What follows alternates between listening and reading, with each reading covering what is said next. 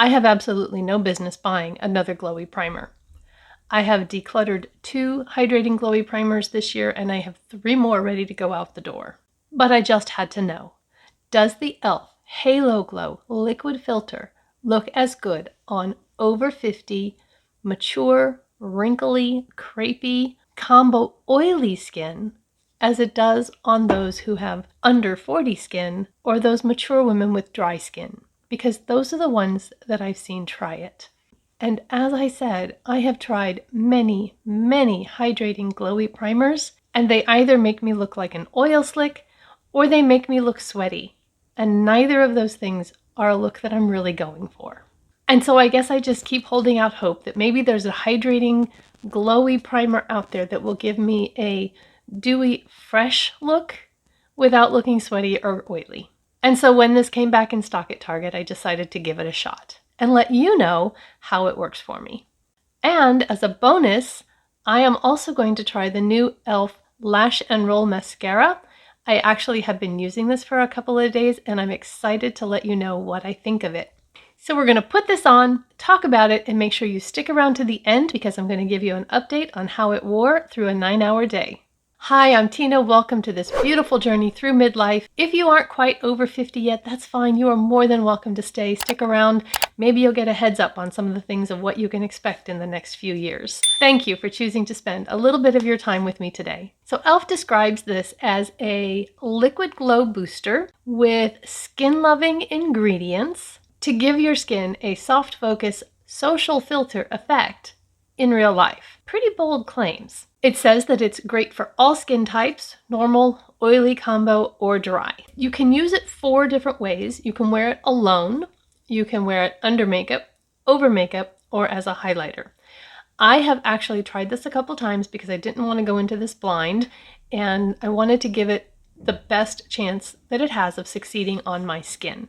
I have used it all over my face, under makeup, and I've used it on the outside of my face under makeup. I have not used it over makeup or on its own, and I kind of think I'm going to continue using it under makeup, but I am going to put it all over my face because I want to make sure that we see how it wears in the oiliest parts of my face, which is where I typically have the biggest problem with hydrating or glowy primers. I am going to use a primer that I would normally use under my foundation because I want the only variable to be the e.l.f. Halo Glow. So today I'm going to use the e.l.f. Gripping Primer. It's actually called the e.l.f. Power Grip Primer, and I have used this many times. As you can see, it's kind of squeezed pretty good. And that just leaves kind of a tacky finish for your makeup to adhere to. This comes in 8 shades, and I have the first one, Fair, and I'll go ahead and give you a swatch on my arm. It has this large doe foot, and that's the color. Now it does sheer out,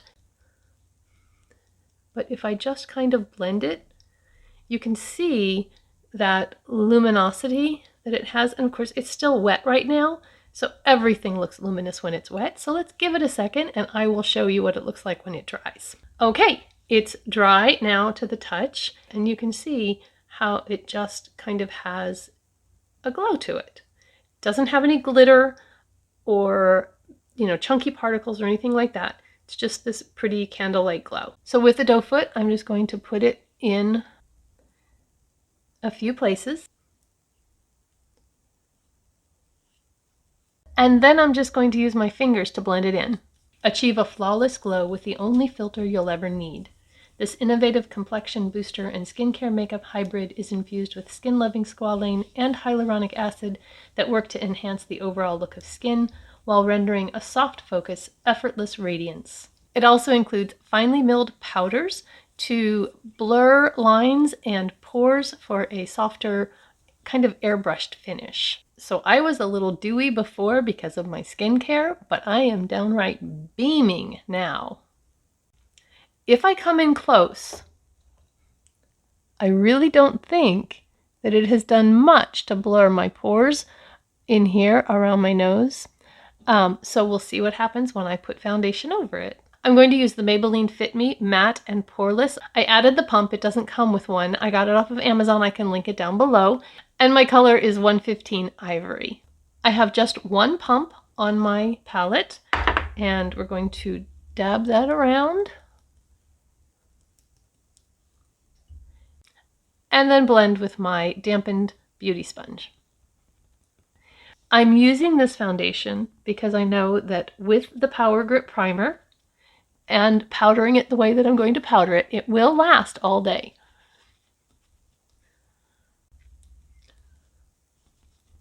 And so the only variable here is the Halo Glow Liquid Filter. This is a matte foundation, and so using it, you will tend to look pretty matte. They do have a dewy and smooth version if you have dry skin. I can't speak to how that works because I don't have dry skin. Which is a point to always keep in mind when you're watching a YouTube video, especially on complexion products, that someone who raves about a product who has dry skin may not really be very helpful to you if you have oily skin, and vice versa. And then I always build up just a tiny little bit on my cheeks because of some extra redness there. The dark circles around my eyes look much more pronounced after I put my foundation on, but we'll get some concealer on that and cover it up and it'll be just fine. So I am going to see how this is setting on my skin by looking in my 10x mirror. And it's doing pretty well around my nose. I don't really see it gathering in the creases here. And then the other place that foundation likes to settle is in my creases right by my mouth. And then I have a deep crease along my jawline here from sleeping on my side. And so I always like to just make sure that I have patted out any extra foundation there. So now coming in close, you can see I still have kind of a luminosity or a sheen on my cheeks. But I do think that that foundation has helped with blurring just a little bit in the T-zone area. Continuing on with the base products, I am still loving this Mega Concealer from Moira. I recently did a full face of Moira Cosmetics that I got on their Black Friday deals. And I will link that up in the cards here if you haven't seen it and you'd like to go. So many good products and very affordable. So I'm going to just touch that in the corner on both sides. And then use my finger to start blending and bringing it down. This color, which is 150 Cream, is just a little bit yellow for me, a little bit dark. I can make it work, but if I were purchasing again, I would go down a little bit and try to get a little bit either more neutral or cool. And I just kind of then keep dabbing and wiping my finger off to get rid of some of the excess product. I do like to let it set down just a little bit because it gives a little bit better coverage that way. And then before it's dry, I take my e.l.f. concealer sponge and use that to blend the edges into the foundation and to remove any excess product up under the eye. Incredibly, this concealer sets down so well that I do not have to set it and it doesn't crease. And so you can see what this looks like with all of my base products on. I'm going to go ahead and put on my bronzer and blush and highlighter, and we'll take a look after that's done. Today I'm going to use the Wet n Wild Color Icon Bronzer in Sunset Striptease. This is a really pretty bronzer if you have fair skin. And I'm just using a super big fluffy brush to give a blown out diffused bronze look. I'm not going for contouring here, just kind of touched by the sun. We've had a lot of gray, rainy, dreary days so far this December, so touched by the sun isn't something that is actually achievable right now. And for blush, I want something kind of neutral, just soft, and I'm going to use this Colourpop Meteor, right? Blush. It's a little bit warm, but not really cool either. I guess that means it would be neutral, right? Okay. So just going to tap that on the front part of the cheeks and blend up a little bit. I am going to be doing a Christmassy eye look, and I'm going to film that for another video. So I'll come back when that's on in order to do the mascara that I promised you. And that tutorial will actually be up before this one. So if you want to see it, I'll have it linked in the cards and in the description box down below. I only have one face, so sometimes it's helpful to batch film more than one video with the same look. For highlighter, I'm going to use this little stick highlighter I got off of Amazon from Focallure. It was a 2-set with a bronzer and a highlighter, and I am loving this highlighter because it is so smooth and creamy. It's this pretty kind of pink, shifty color, and it's so pretty. I just love it. And I just put it on one stripe and then blend with my finger. With this halo glow, maybe I don't need a highlighter, but we're going for it anyway, because the look I'm going to be doing is a very glam Christmas look, so highlighter is required. Okay, I am very glowy, a little bit more glowy than I'm comfortable with in the center of my face, so I am going to go in with my Maybelline Fit Me powder in Fair just to take down that shine in the T-zone. And maybe give this a little bit better chance of staying on for 9 hours.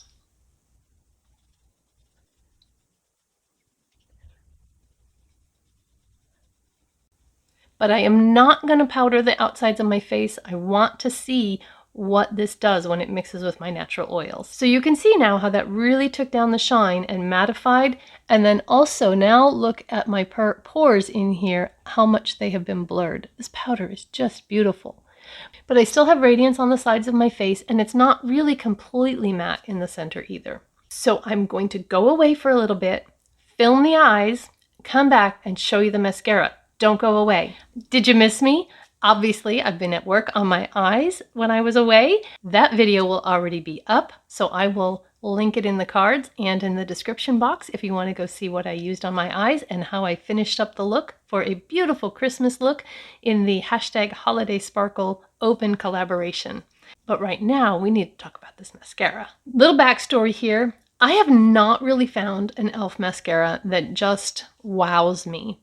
I didn't like the Big Mood. I know a lot of people do, but on me it smudged and kind of got flaky under my eyes. That's a no-go.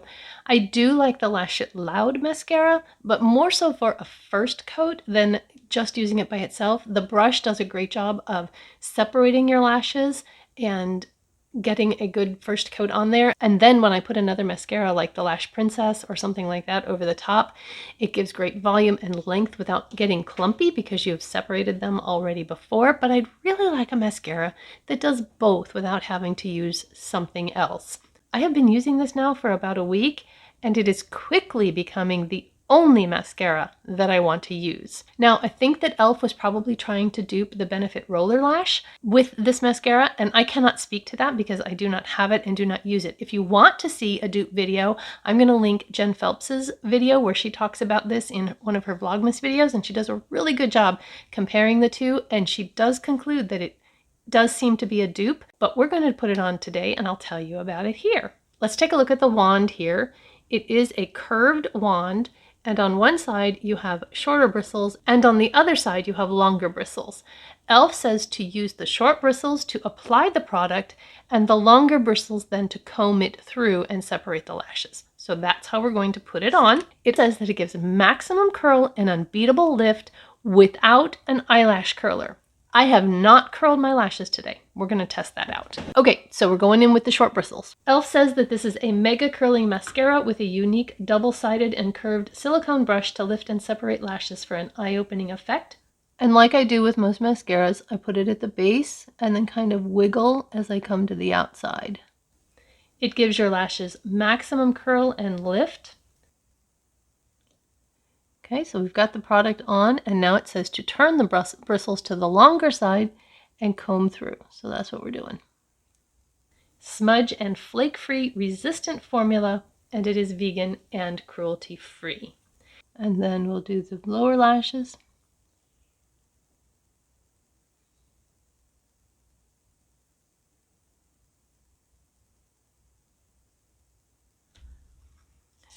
That's just one coat. Impressive, right? Okay, so we'll do the other side.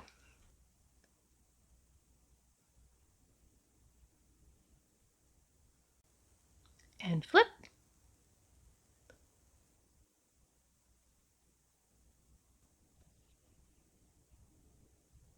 So if you wanted to, you could absolutely stop here, but I'm going to see if we can build it and put on a second coat.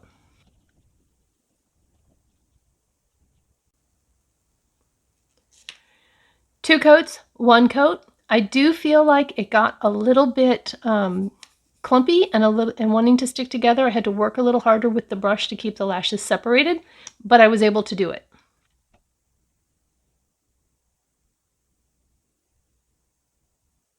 So on this side, I'm kind of focusing on putting more product on the tips than going back all the way into the base.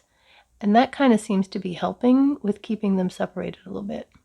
Just FYI.